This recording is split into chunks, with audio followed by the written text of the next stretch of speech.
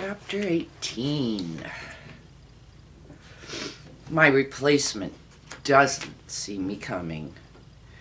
By the time she senses my approach and shock fills her eyes, I am very close. She looks around wildly, probably trying to find an escape. Vanessa? Her voice is incredulous. I am surprised she recognizes me so swiftly. Hello. She is younger than me, and her curves are more generous. But now that my hair is back to its natural hue, we could be sisters.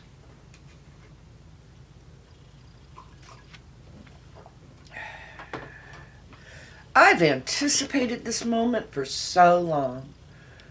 Remarkably, I don't feel any panic. My palms are dry. My breathing is steady. I'm finally doing it. I am a very different woman today than when Richard and I fell in love all those years ago. Everything about me has transformed. At the age of 27, I was buoyant, chatty preschool teacher who hated sushi and loved the movie Notting Hill. I palmed trays of burgers at my part-time waitressing job and rummaged through second-hand clothing stores and went out dancing with my friends. I had no idea how lovely I was, how lucky I was. I had so many friends. I've lost every one of them, even Samantha. Now all I have left is Aunt Charlotte. In my old life, I even had another name. The first time we met, Richard nicknamed me Nellie. That was all he ever called me. But to everyone else, I was always and am still Vanessa. I can still hear Richard's deep voice as he would tell the story, our story, whenever people asked how we met. I spotted her in the airport lounge, he'd say, trying to roll her suitcase with one hand, holding her purse and a bottle of water and a chocolate chip cookie in the other. I was returning to New York from visiting my mother in Florida. The trip had been a good one, despite that going home always conjured painful memories for me. I missed my father more than ever when I went back to my old house. And I could never escape the recollections of my time at college, but at least my mother's erratic moods had somewhat stabilized thanks to a new medication. Still, I hated to fly, and I felt especially anxious about being in the air that day, even though the sky was a swath of azure dotted with only a few cottony clouds. I noticed him right away. He wore a dark suit and a crisp white shirt, and was frowning at his laptop while he typed. This little kid started pitching a tantrum, Richard would continue. His poor mom had a baby in a car seat and was at her wit's end. I had that cookie, so I gestured to the mother, asking if I could give it to the crying boy. She nodded gratefully. I was a preschool teacher. I need the power of a well-timed bribe. I bent down and gave the child his treat, and his tears evaporated. When I glanced in Richard's direction a minute later, he disappeared. As I boarded the plane, I passed him, seated in first class, naturally. He sipped a clear liquid from a glass. His tie was loose around his neck. He'd spread a newspaper open on his tray, but was watching the passengers file in. I felt a magnetic pull when his gaze stopped on me. I watched her thumping that suitcase down the aisle, Richard would say, drawing out the story. Not a bad view at all.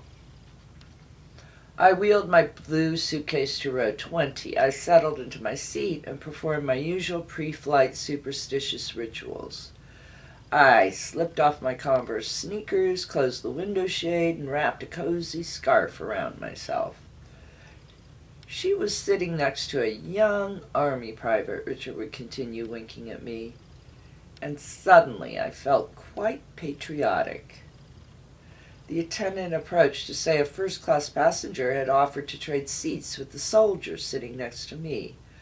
"Awesome," the soldier had said. Somehow I'd known it was him. When the plane lumbered into the sky, I gripped the armrest and swallowed hard. He offered me his drink. His ring finger was bare. I was surprised he wasn't married. He was 36. But later I learned he had an ex, a dark-haired woman he'd lived with. She'd been upset when they broke up. After Richard proposed, her existence haunted me. I felt her presence everywhere. And I was right. Someone was following me. Just wasn't Richard's ex. "I got her tipsy," Richard would tell his enthralled listener. "Figured that way I'd have a better chance of getting her number." I'd sip the vodka tonic he passed me, very aware of the heat of his body. "I'm Richard." "Vanessa." Here was the part of the story where Richard would turn away from our audience and glance at me tenderly. "She doesn't look like a Vanessa, does she?" Richard had smiled at me that day on the plane. "You're much too sweet and soft for such a serious name." "What sort of name should I have, then?" The plane bumped through another air pocket, and I gasped. "It's just like going over a pothole. You're perfectly safe." I took a big gulp of his drink, and he laughed. "You're a nervous Nellie." His voice was unexpectedly gentle. "That's what I'm going to call you, Nellie." The truth is, I always disliked the nickname. I thought it sounded old-fashioned. But I never told that to Richard. He was the only one who would ever call me Nellie. We talked for the rest of the flight. I couldn't believe someone like Richard was so interested in me. When he took off his jacket, I caught a citrus scent that I'd forever associate with him.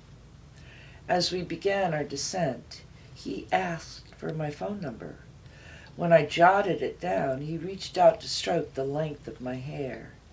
A shiver ran down my spine. The gesture felt as intimate as a kiss. "So beautiful," he said. "Don't ever cut it." From that day on, all through our whirlwind courtship in New York City, our wedding at the resort in Florida, and our years spent living in the new house Richard had bought for us in Westchester, I was always his Nellie. I'd expected my life to unfurl gracefully. I thought he would always keep me safe. I'd become a mother and resume teaching when our children were grown. I dreamed of dancing at our silver wedding anniversary, but of course none of that happened. And now, Nellie is gone forever. I am only Vanessa. "Why are you here?" my replacement asks.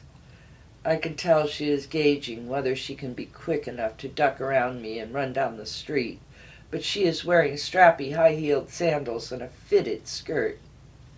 I know she is headed to her bridal fitting today. Her schedule was easy to obtain. "All I want is 2 minutes." I spread open my empty hands to convince her I mean no physical harm. She hesitates and looks up and down the block again. A few people mill past, but no one stops. What is there to see? We're just 2 well-dressed women standing in front of an apartment building on a busy street near a deli and down the block from a bus stop. "Richard will be here any second. He's just locking up my apartment." "Richard left 20 minutes ago." I was worried he might drop her off at the fitting, but I watched him flag down a cab. "Please just listen," I say to the beautiful young woman with the heart-shaped face and lush body that Richard left me for.